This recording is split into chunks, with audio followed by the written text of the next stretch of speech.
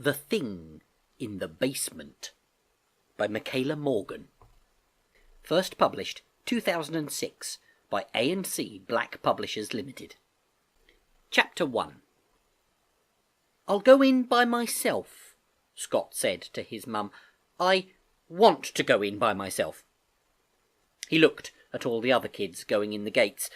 "I don't want them to think I'm a scaredy cat." "Well, if you're sure," said Mum. Scott waved and smiled cheerfully as his mum drove away. Then he turned around to look at his new school. The playground was nearly empty now. He heard a bell and knew he should run quickly, but his legs felt a bit weak and shaky. Scott's new school was tall, very tall. It was dark, very dark. Everything about it was very strange, very different, and very, very big. All around the school there were high railings. It looked like a cage made to keep in some huge beast.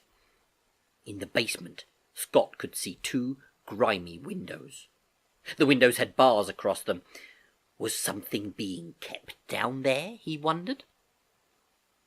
At his old house, Scott had gone to the school on the corner of his street. His old school was a small school. It had grass and trees all around it, and Scott had been happy there. He had lots of really good friends. He didn't know anybody at this new place, not one single person. So Scott took a deep breath, went through the gates and across the playground.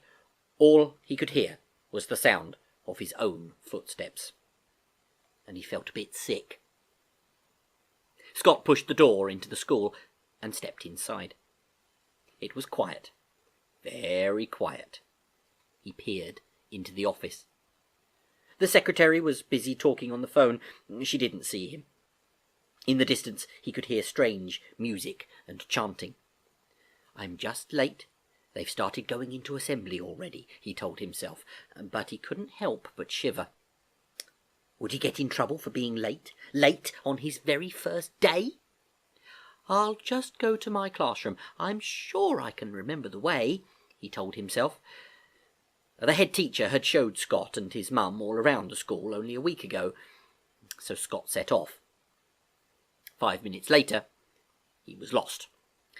There were so many corridors, so many stairs. He was now in a dark corridor. It was long and empty, and it looked deserted, and it smelt a bit dusty and strange. Scott had not seen this part of the school on the visit. Was this part of the school kept a secret? Slowly he walked to the very end of the corridor. There, tucked into the corner, were some concrete stairs. These stairs led downwards. Scott peered down the dark stairs. There were big black footprints leading to a closed door. On the door there was a sign. "Danger. Do not enter."